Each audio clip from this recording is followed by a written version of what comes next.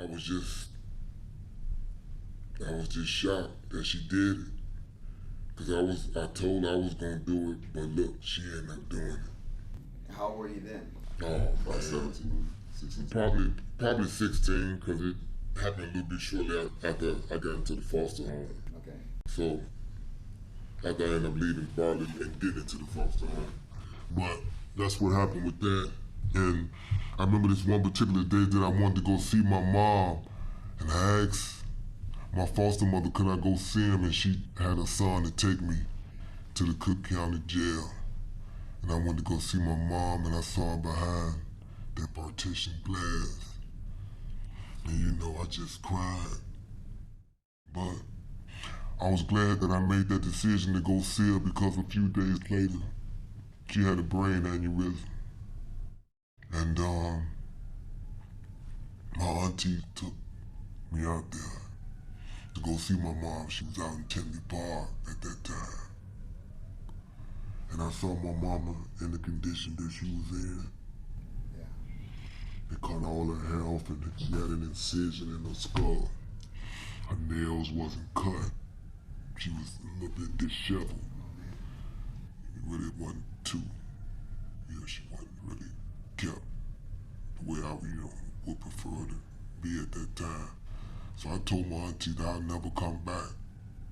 So time went on, and my mom finally passed. And I was in a stolen car. I'll never forget it. I was in a Buick LeSabre, a white Buick photo LeSabre. I pulled up in front of the funeral home. Me and my girlfriend, and I went in there and saw my mom. And I just sat in the chair. It was the wait where you can just view the body. It wasn't the actual, funeral, But I saw her, and I just sat in the chair. And I stayed a few minutes. I didn't stay long, and I got out of there. Then I ended up going back to my foster home, because the authorities was looking for me. Because I, kept running away from foster homes. But I was in this one. This was the last one with Miss Hutchinson. And she had 2 sons. And I was a bad influence on them. And we started doing things we weren't supposed to do, getting in trouble, And, her son, came up with the idea that we should leave and go down to Minneapolis. Because she knew somebody that was down there at the time, because we did make a previous trip down. I did recall us going down and went down the plane. We went down there to go see somebody in our family. But we went down there because some friends of ours were down there that he really knew, but I ended up, becoming acquainted with him. And we decided we was gonna sell crack cocaine. We were gonna go down there and sell crack. So here you are, 18, 17? I was 17 at the time. So by the time you're 17, you've already been with your mom in the household with a boyfriend that was very abusive, who used to beat your mom, and both of them were alcoholics. At a young age growing up. But not only that, you get taken out of your home while in school, you and your sister, and put into foster care. From there, your mom ended up killing the boyfriend. Yeah, she killed him. Goes to jail, has a brain aneurysm. Brain aneurysm. And dies not too long after that. Yeah. All before you're 20. Or Yeah. before you're 19. Yeah. And here you are with all of this hurt and this pain, and you're adjusting to life as you go from family to family to family, trying to figure out who you are, trying to figure out what love is, trying to understand your value and your worth. Exactly. You get to this one family who takes you in, and because of the things that you've been through, you're deemed as bad or, not the best for her family that's already there. Right. And her son then recommends that you go on a trip to Minneapolis. Yeah, and we just take a trip on to Minneapolis. That's a lot before the age of 19, 20. When I was still here, and mind you, I was here and I was doing drug, but the only drug I was doing here was marijuana. But the drug that I was selling when I was here was powdered cocaine. I was selling powdered cocaine. Me and my foster brother. And you had already dibbled into the PCP, but you Yeah. stuck with your chosen drug. It was marijuana. Yeah, that was just something that I just tried with my foster mother, and I only tried it a couple of times, and I just determined that that wasn't for me. It was just too potent for me. I couldn't function. I couldn't function, so I didn't mess with that. I moved away from that. So no, that wasn't nothing that got me addicted. I kept the job for like 4-5 months, and I was taking the checks, buying marijuana. I was buying weight of marijuana, so I decided I want to sell marijuana. So I decided, okay, I don't need no job no more. I'm selling marijuana. So I'm thinking I'm a big shot. Now I'm 17. Now I'm a big shot. I'm selling marijuana now. You know, but I'm still in touch with my foster brother too. But that didn't work out. It didn't work out. You know. The selling Yeah, weed? selling marijuana. That didn't work out because I was smoking it. So I mean, how I'm gonna sell it, and I'm smoking more than I'm trying to make money. So that didn't work out. So me and my foster brother, that's when we decided to shoot off to Minneapolis. So right before we get there, I always wanted to know. So the moment that you were at foster home number 4, they would take you when you become old enough and move you from a foster home to a apartment or a building or something? Is that what happened? They moved me into my own apartment. It was basically like assisted living. So they would transition you from foster care To your assisted own living. to teach you some more steps. Right, some more steps, yeah. So is there somebody living with you? An assistant? No, but there was a tenant that stayed on the 3rd floor. To kind of keep an eye on? Right, on all of you. On everybody that was in the building. Right. So it's a right. building that the system owns, but they Right. wanted to put them in, take them. Because I always wondered that transition from the foster home into adulthood, and if there was somebody there to guide you, or if they just kicked you out and you're homeless at No, they didn't kick you out. No, you could have stayed until you reached a certain point, and then once you got yourself together as far as getting a job and taking care of your finances, then you were able to leave that place and get your own place. It wasn't no place for you to stay forever now. Because once you reach a certain age, you on your own. Once you become an adult, Got you. you on your own. So, you said that the changing point in your life, if you had to pinpoint where your life had to change, that would have been going to Minneapolis, right? Oh yeah, that was it. Yeah. So what happened in Minneapolis that was the changing point for you? Wow. When one of the guys that was working for us decided to introduce me to something that I didn't know what it was at the time, and I'm thinking I'm doing something hip, slick. And you just hooked on weed at the time. And I was just hooked on weed at the time, and he laced it. He laced it with some rocks. He laced it with some rock cocaine. The same thing me and my stepbrother, foster brother, was cooking up in that little tube. Was the same thing this guy introduced us to. The same thing I'm out here selling. He got it rolled up in a zigzag. And he told me, try that, man. You know, I'm like, man, what's that, man? So I sat, hit it, and that was it, man. And That was it. you mentioned before that you had an inkling that it wasn't just weed before you hit it, but you were just like, You went with Just it. out of, just curious. Just curious. Oh man, they know it because they was calling it primo. because this was in the 80s, right? This was in like 87, So- 88, yeah. Yeah. Crack was like pretty. Yeah, our crack was taking off then, yeah. So had he handed you crack in the normal way that everybody smoked it, you wouldn't hit it. No. In the primo, because it was with the weed, or whatever. You never questioned it, but you had an inclination that it could be something stronger, but you just didn't. I just didn't. Just went ahead and just hit it like whatever. Maybe in my way of thinking, maybe I'm just thinking that I'm not smoking it like they smoking it. The crackhead smoking it in the pipe and with the, they're like that. Yeah. Okay. Well, let me try it out. So we tried it out that way. Come to find out, you can get addicted that way. See? Yeah, and that's what happened to me. So if we can slow this down in slow motion, as you hit that, they said that first high is what you always chasing. What would that high be described as to you on that day if you can recall that? Like, was it everything went in slow motion? Were you just like super happy, or were you just like stuck? No, man. It wasn't nothing going in no slow motion, man. This was fast motion here, man. This was fast Everything speeds motion up here. with crack. Oh yeah, this fast motion here, man.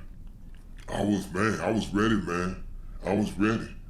My eyes, your eyes get a little bit bugged. It's like you just more alert, I'm telling you, it's a total different high, total different feeling, man. You don't want to eat. So completely opposite of weed, because Weed is very relaxing. relaxing in slow motion, kind of. But to have them two combined, forget about eating, man.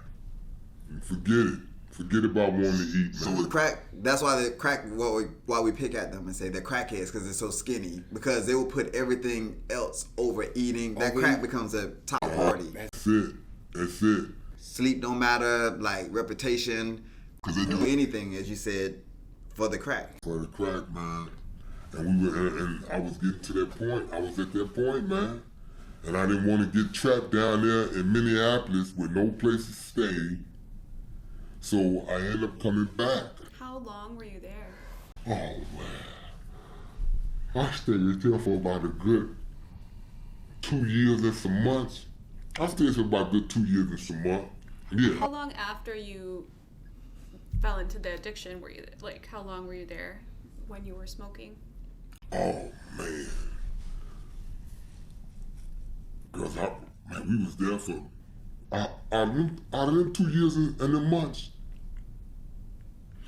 I would have to say that whole, because mind you, the whole year, we was staying with somebody. We didn't have our own place at the time. We was staying with one of his friends until we got on. Yeah.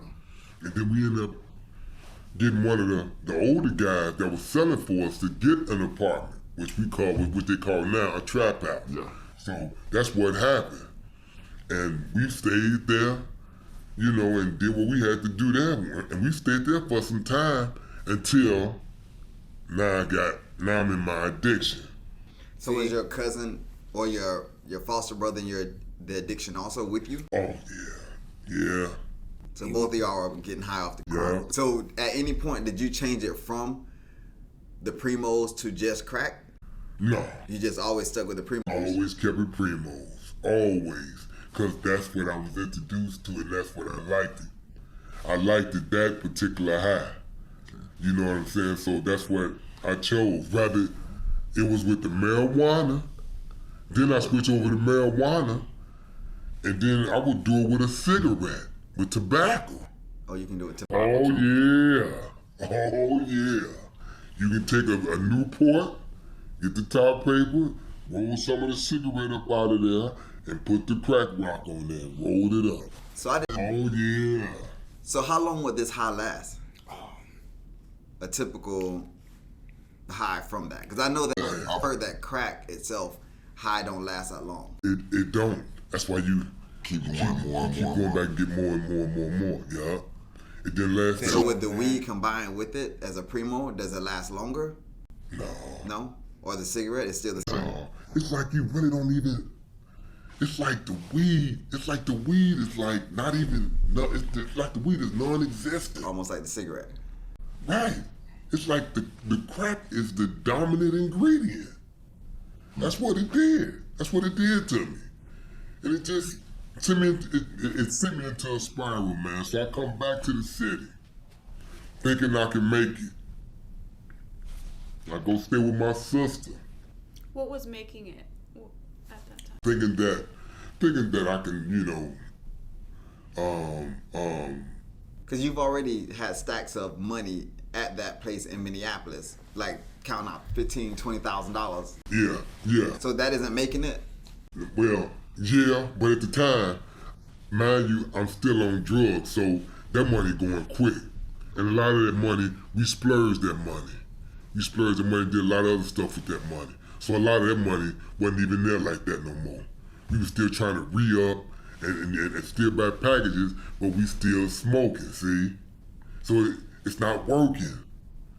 So I come back to the city thinking, okay, I'm gonna make it by doing the same thing again. Now this is when I get on with having security for my nephew and his friend. Now they don't know I'm on drugs. They don't know this. But now I know they got what I want. So what is the age difference between you and your nephew? Oh, And his man, friend? the age difference between, oh, wow. At that time, probably 3 or 4. So how old were you when you came back here? When I came back here, I had to be what, 19? So they about 16, Yeah, I was 15. 16. Okay. 16. Yeah. So you're at the security job, and you want what they have in terms of what? Oh, well, in terms of the drugs. In terms of the drugs, because they selling crack. Okay. So they selling crack, so I got the security for them, but they don't know. My nephew don't even know either, that I was in my addiction. So at that time just came where I just came up with a plan in my head. I'm finna get her. I'm gonna take the drugs, But I ain't gonna do my nephew, I'm gonna do his friend. So that's what I end up doing. I end up offering his friend, man. So whose idea was it to get the security job? Well, that was my idea. By me, by me being in the gang I was in, and the brother that was supplying, them the drugs was a part of that organization.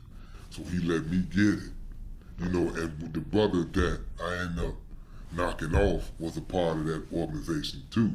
Unlike my nephew was in opposition. He was For opposite. the other gang.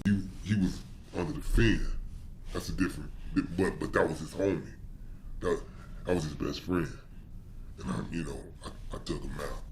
But not because of best that. friend? And being the same gang that you're in. Same gang I'm in. So this crack rock that you're on helped you devise this plan, made you think outside of what you normally would think. Yeah. And from there you decided you wanted to get the drugs and you wanted to get the money to fulfill the supply or the need that you had going. That I had going on with myself, and that was my addiction. And it didn't matter who it was just kind of, It didn't. the Well, person just happened to at that particular time, it was his friend. So his friend had it. And if this is the same person you're working security detail for, is that the gang that you're in? The game, exactly. Yep. So that's how that went. I mean, I decided that I was gonna take his life, man. And only, me and my girl was in on it. She knew about it. My nephew and my niece didn't know about it. And after the outside didn't work, we decided to bring him back to my sister's place. And that's when I handed him the money, because they was playing a game on the Nintendo. I think the Super Mario Brothers. Yeah, they was playing that. And I walked in and I handed him the money. And I turned around. I went around the bed, on the side of the bed, on the blind side. And I pulled out the weapon and I shot him multiple times. And they ran out the room. My niece went into her mom's room. My nephew, he clearly ran out the door, across the street. And, at that time, my cousin was up there. My cousin and his friend was, they were up there in the living room. And they didn't know I was going to do that. So when I did it, I just walked out the room with the gun in my hand and I walked down the hall heading toward the living room, and my cousin was coming on the opposite side of me, which would be my right side.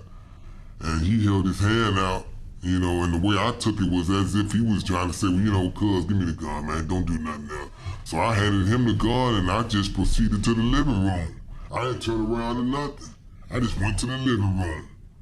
Then he just took there like, come on, man, don't do nothing else. Come on, give me the gun. So that's what I'm thinking. So before you get to this part, was he dead already? Yeah, I wouldn't even know that. Did you run his pockets before? No, I wouldn't know that. No, I wouldn't. I wouldn't even know that. I wouldn't even know that. Because all I know is that I did get the money. I can't say did I get it right then and there. No, it had to be afterwards, much afterwards, you know.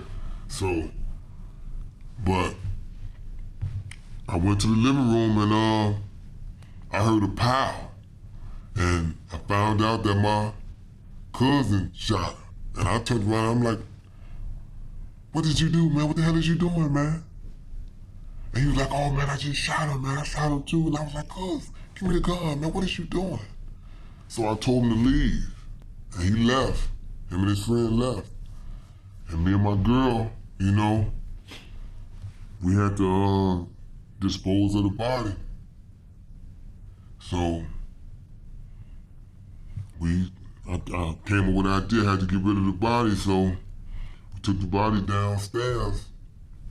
And I told her just to stay right there in the cut while, you know, I removed the manhole, you know, from the sewer. And I put him down the sewer, me and my girl. I put the manhole back over it. And the police started coming around because there were rumors that he was last seen with me. He was last seen with him, so his father started coming knocking on the door. You know, I would open the door and play it off as if, you know, I didn't have nothing to do with it, knowing I'm the one that did it. Just goes to show you how devious and deceitful your damn mind can be, you know, when you're on that crack, you know. So I walked around a few times pretending like I'm trying to help this man find his son. And time went by, some time went by, and I was still selling crack cocaine out of another girl's place, me and my nephew, and then we ended up getting caught. They ended up raiding a little spot. The police came, threw the crack under the couch. And they knew we had it because they sent one of the officers around to the side to buy it, so they knew we was having it. They knew we had it in there. They just had to find it. They didn't find it on us. So they told, you know, they told one of the guys to get up off the couch that stayed there. He got up off the couch and they raised the couch up and there it was. So I was off on my way to the county. My nephew off on his way to 1100 South Hamilton, the juvenile place. But, because I was older than him, so I went to the county jail. So I sat there, you know, and I had a few court appearances, and I just knew that I was going to beat it. I was going to beat it. Beat the crack charge. I was going to beat that drug charge. And then, you know, later they came to me and told me that I had another court appearance. And I was like, another court appearance? I'm like, I ain't got another court appearance. They said, yeah, you have another court appearance. You have to go see the chief judge, Fitzgerald. And I said, for what? They said, we don't know, but when I ended up getting there, it was for first-degree murder. They told me what it was, and I saw my cousin and I saw my girl. I saw them. They were in different bullpens, and I saw them. But, you know, later we were together, we were able to just, you know, talk and communicate. But I ended up taking my time. I ended up, you know, at first I kind of played around with him and told him no, I didn't have nothing to do with it, but eventually I told the truth. So how did they find out? Did somebody? Well, what happened was they ended up, it was the summertime. The summer ended up coming around. Man, because now when I disposed of the body, it was fall, so it wasn't hot. So the body was able to, retain its, whatever state it was in, it stayed in that state. So when the heat came, summer came, now it's finna change. It's, the whole is now it's finna decompose. So I guess the odor came up. Somebody smelt it. And they said, man, that odor is coming from that manhole in that alley. And they lifted it up and they found the body. And they said he did. They just said he did it. Zoe did it. He did it. I mean, it's not wasn't a coincidence that he was last seen with you, and it's right behind the location where you stay. So they knew I did it, and I ended up confessing to it and told them that I'd done it. And I end up, and the crazy thing about it too is that I end up getting my girl off, even though she played a part in it, but I couldn't see her going down with me. So I ended up getting her off, and I just told him that I did it. But for my cousin probably could have beaten it had not he opened his mouth, because he opened his mouth too. He implicated himself, so I couldn't save him. I'm just trying to save myself. Trying to get as less time as I can. I told man, I'll cop out, man. Give me the lowest time y'all can give me, man. The max was 60 years. So when they came with their offer, with the 40, I said, I'm taking it, man. I took the 40. Took the 40 years. 40 years. So, along with 5 years, because I had other cases that were active and I never appeared in court, so it caught up with me. Yeah.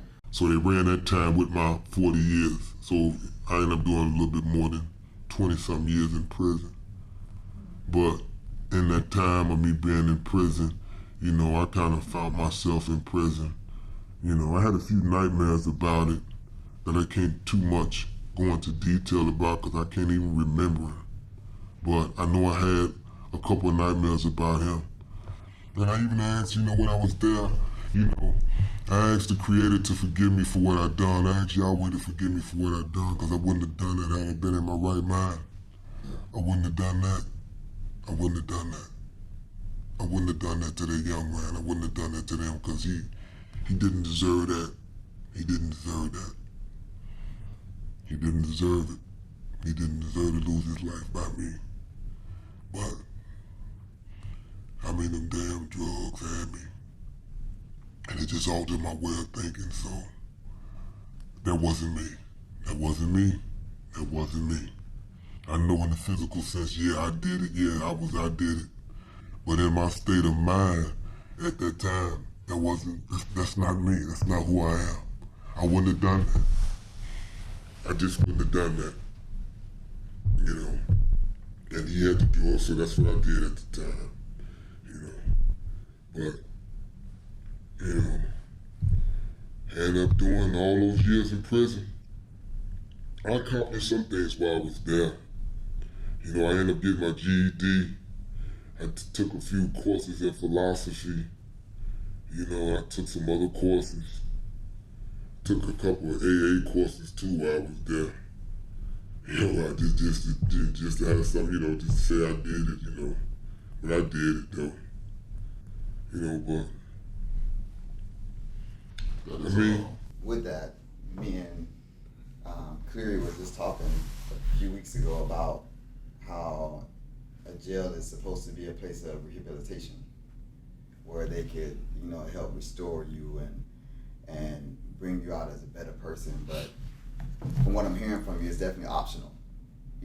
Like jail isn't the best of places. From me, you talking earlier, it's definitely not the best of places. Nowhere that most people want to be. no. As a matter of fact, some people would choose, instead of doing time, just to kill themselves. Because the time to them can be, Yeah, it's hard. Some people can't do it. That's why some people really off themselves. They couldn't do it, but in my mind, and even in my mind, when I go back and I think about it, there was a time that I wanted to end it. I never forget it, y'all. There was a time I was in this one institution and I was in segregation. I believe I was in segregation because I was isolated. I was by myself and I wanted to end it. I wanted to end my life. And at the time of me doing it, in the process of me wanting to do that, it did not happen. A correctional officer came to the door and stopped it. It prevented me from doing it. It just stopped me from doing it. And as life goes on for me, as it continued, I just say that wasn't nothing but the Creator. It wasn't nothing but God, because he been through with me. He been with me all that time. All that time I was there, he was with me all that time. And to this point right now, because I've been blessed since I've been out. I didn't have nothing but blessings. Back and forth, blessings, back and forth, back and forth, back and forth. And I'm not saying I'm no saint, but I'm saying I believe in the Creator, and I believe when I am blessed, and I have been blessed. I've been in this situation where I almost completely just lost everything. Yeah. And y'all restored it. He restored it back. He gave it back to me. He gave it back to me. So I remember this one particular time you was telling me about the jails and how the jails used to be, yeah, and how the jails are now. Yeah. Can you go back and talk about that a little bit of how it was back then? Well, and you said there's somebody that was up on the news of WGN. Yeah, that was an incident that happened back in, well, the filming of the film could have taken place many years ago. Because Richard Speck was one of the guys that was on the film. If anybody know about Richard Speck, the man that killed the nurses, but he thought he killed all of them, but it was one under the bed, and she was able to identify him, and that's how he got caught. But he was on the tape, him with another guy by the name of Honey Hooks, and they had a mirror, and they had some powder cocaine on the mirror, and Richard Speck is talking about how he liked it in prison. He glamorizing the prison life, how it is. He can do whatever he want, get whatever he want. And this was on the WGN News. I'll never forget it was on the news. And sometime later, after that aired, they put the prison on lockdown. And they came through with Orange Crush. And they just completely... Orange Crush was basically just officers from different correctional centers throughout the state of Illinois. Okay. You know, they'll travel to one prison, and they, in their uniforms with their heads and their shields, and they, okay, you know, they come in, you know, to restore order. To restore some order, you know, and just to keep things, in, you know, in place. But they were in like military kind of. No, they was in this color here. Like a bright orange. A bright orange color. That's the color right there.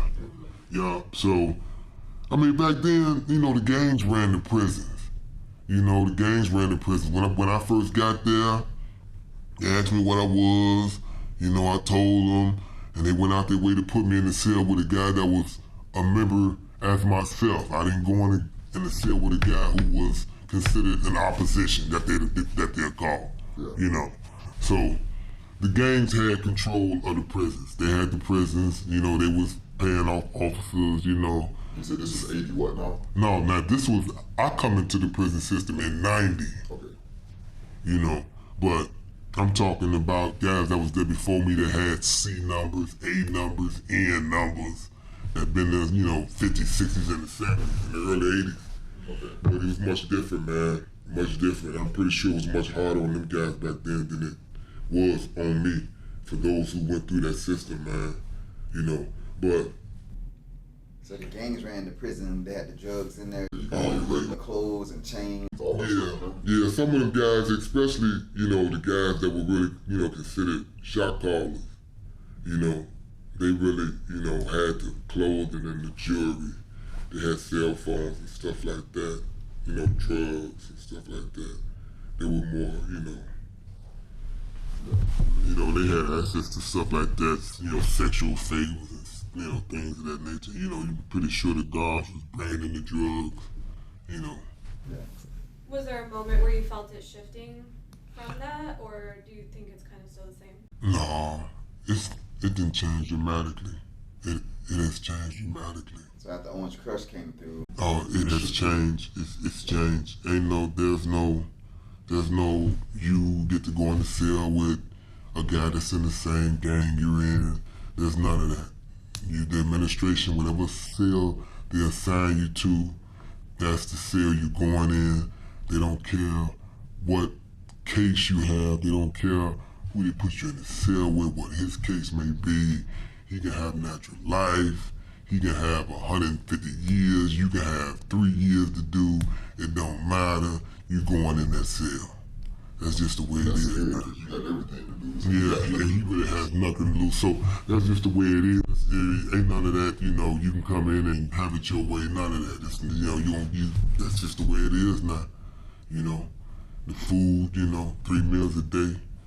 I heard that they was gonna go to two meals a day and eliminate dinner, but I don't know, cause I don't too much want to know about what's going on in there now. But that was the life when I was in there. so while you was in there, were you just staying focused and just trying to? They say, I hear on rap videos and people that come out, they say you remember the day you go in and the day you come out. Like the rest of it to them is a blur because they try to have tunnel vision just to make it through to the end. And I didn't know if that was your scenario, your case, or. There's certain situations, there's certain incidents that you can recall, but for the most part, you don't try to relive a lot of that. You let it go. You let it go. For me, being a first time offender and being my first time, opposed to me being the guy who got out, went back, got out, went back, got out. No. That particular guy, he may glorify that life. Me, that was one time, and that was it. One time and one time only. But I believe that if a person wants to rehabilitate himself, he has to be willing to want to change. He has to change, and being in them conditions will change your perspective on life, your whole outlook on life. If you want to change. That's it. If you want to change. Some people don't want to change. They want to remain a criminal. They glorify it. They look for trouble. That wasn't the case with me. It was like I got a spanking. And after that spanking, I learned my lesson. That's what it is with me. I'm not looking forward to going back to that. I don't glorify that at all. I don't glorify prison. I don't glorify that, man. I give praises to Yah, and I don't, give praises every day of my life that I wake up, but I recognize him because he brought me through. So one thing that I learned, I was listening to this book. I like to listen to audible books, and the name of the book, I can't remember who it's by, but it says everything that I've learned in life, I learned in kindergarten. And the guy's going on with different stories, short stories, but this one particular story he comes to, he's talking about a dandelion. He's talking about how his neighbor came over spraying, weed killer on his dandelions. And he's like, hey, these are flowers. He's like, no, this is weed. He's like, no, these are flowers. He said, what makes you think that they're flowers? He said, because they grow under the conditions of not having water that makes them weed. Mm-hmm. The guy said, no, these are literally flowers. He said, dandelions, he said, they're beautiful. They're yellow. He said, they spread. They don't need much love. He said, but not only that, before it becomes the yellow dandelion, he said, little kids would grab it and blow, make wishes off of them. He said, you see a female pick it up and put it in her hair to make it accessorize her hair, make it look beautiful. Right.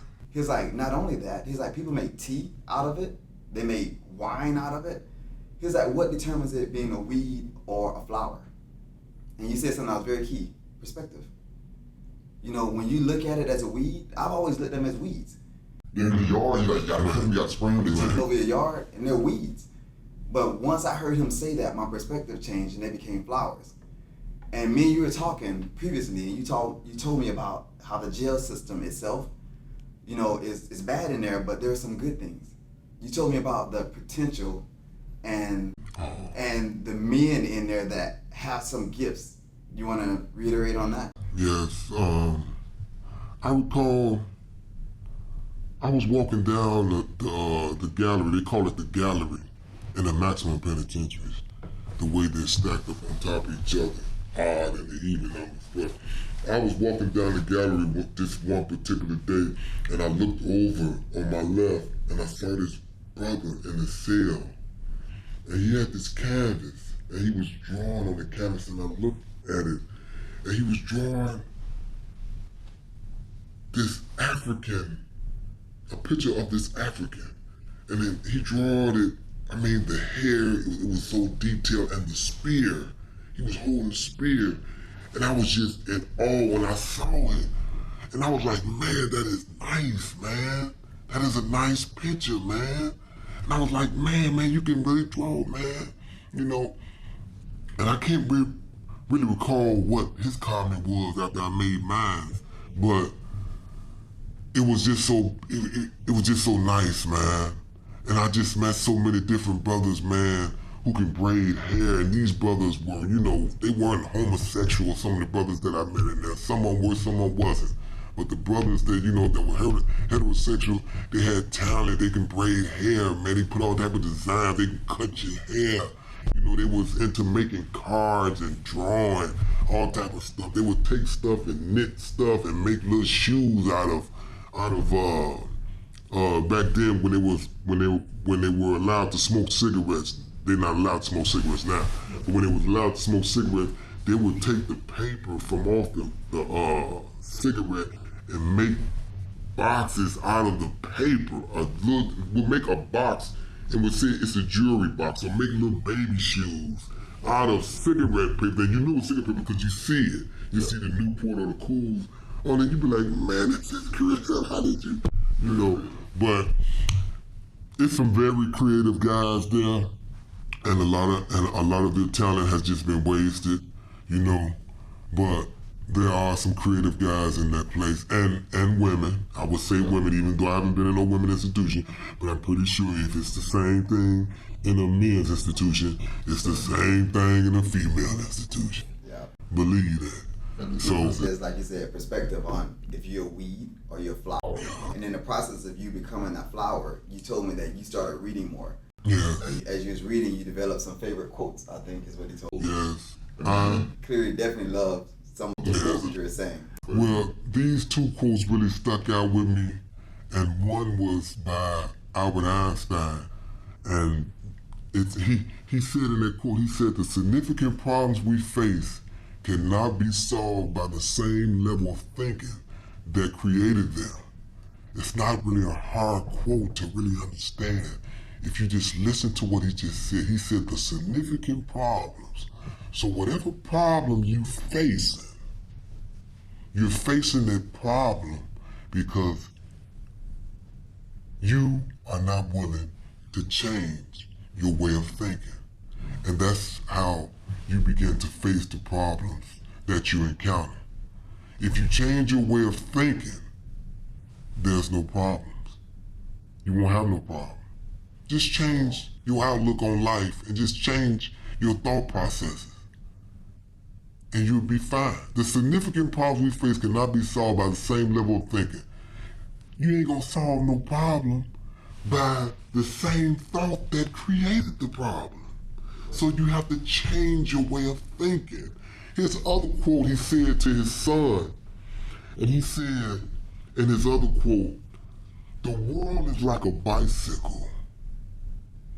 In order to keep your balance, you must keep moving. You have to keep moving. I mean, if you're riding a bike, you gotta keep moving to maintain that balance. If you start paddling, then what? You off balance and you just fall. Or you just completely just stop, or more likely you just fall over, you know. So stand balanced and stand on your square. You can't go wrong. You can't go wrong. Some problems, some situations can be avoided. You know, it all depends on the scenario.